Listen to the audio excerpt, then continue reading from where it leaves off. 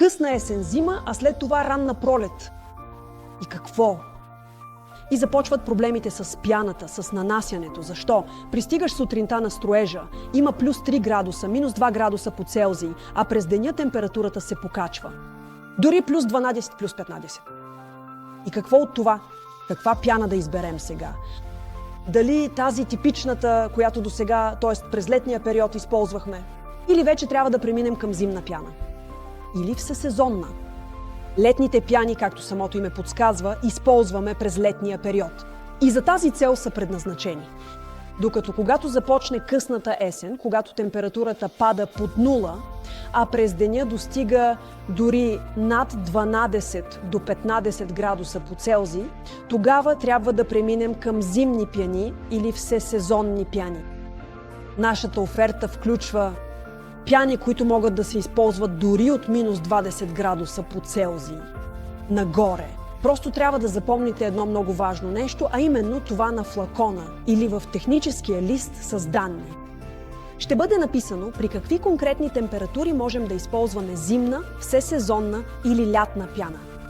Става въпрос конкретно за това, че температурата на околната среда не е единственият показател. Трябва да се съобразявате и с температурата на основата. Не само времето и температурата влияят на поведението на пяната. Влияние оказват и други фактори, за които ще научите, ако продължите да ни гледате. И сега, след като вече си избрал пяната, да кажем зимна, слагаш я в колата и чакаш до следващия ден. Отиваш на строежа, вадиш пяната и какво става? Започва проблемът. Най-голямата грешка, която допускат изпълнителите, е да оставят пяната в колата. Да замръзне. Защо? Защото пяната преди всичко променя своето качество. Тоест, какво ще стане? Просто от флакона ще излиза нещо, което ще е течност, но не и пяна. Запомни също така да превозваш пяната в изправено положение, точно както показва и холограмата на опаковката. Защо? Да, за да не се повреди пяната по време на транспортиране. Така че трябва да го обезопасите допълнително, за да не се скита толкова безпомощно след багажника ти. Често срещана грешка, допускана от изпълнителите, е да предотвратят замръзването на пяната. Тоест, идват на строежа, изваждат я директно от колата, цяла нощ пяната е стояла в автомобила, без да бъде пипана или местена, слагат я във вряла, дори кипяща вода. И какво става? Ако не е избухнала, добре, не се е повредила, но интересно е, че алуминиевата кутия провежда топлината много бързо. В резултат на това цялата консистенция вътре в опаковката, вие не го виждате, но тя променя своята структура, променя своето качество. Винаги казвам на обученията, че това изглежда като пресечено яйце. Тоест вътре имате меко сварено яйце, жълтък, а отвън белтъкът, който се е пресекал. Тогава вашата пяна просто губи своето качество. Дошли сте на строежа, вече имате пяната съхранявана при подходяща температура.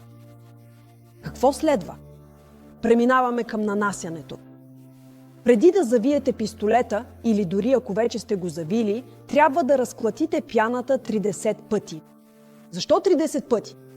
Ние го изчислихме, така да се каже, и го преведохме на разбираем език. 30 пъти и нашата машина го преброи вместо нас, което само с такова смесване ни показа, че нашата пяна ще бъде смесена правилно. Защо смесването е толкова важно? Защото в нашата пяна има 4 групи съставки и тези съставки имат различна плътност. Пример, имаш вода и масло. Ако разбъркате вода и олио, те ще се смесят, но след известно време ще се разделят. И точно същото се случва и в нашата пяна. Ето защо е толкова важно дори и да оставите опаковката за 15 до 20 минути да я разклатите отново. Друго много важно нещо. Това е навлажняването на пяната, така наречената водна мъгла, за да може пяната да се втвърди. За да ускорите това втвърдяване и освен това, за да бъде структурата на пяната правилна, трябва да използвате водна мъгла, т.е.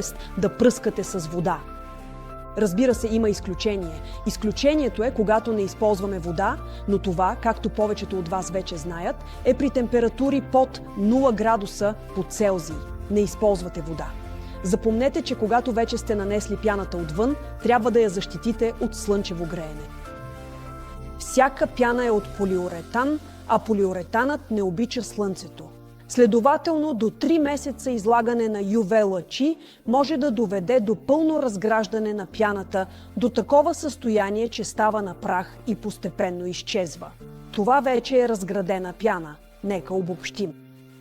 Ако искате да имате продукт с подходящо качество, правилна структура и ефективност, каквито сме ви описали тук, трябва да спазвате определени правила. И тези правила са: първо, избор на подходяща зимна пяна. Второ, правилно съхранение на пяната. Трето, транспортирайте я до строежа също при подходящи условия. Четвърто, навлажняване на пяната. И пето, никога не оставяйте втвърдената пяна изложена на слънчево греене, защото ще се разруши дори само след няколко месеца.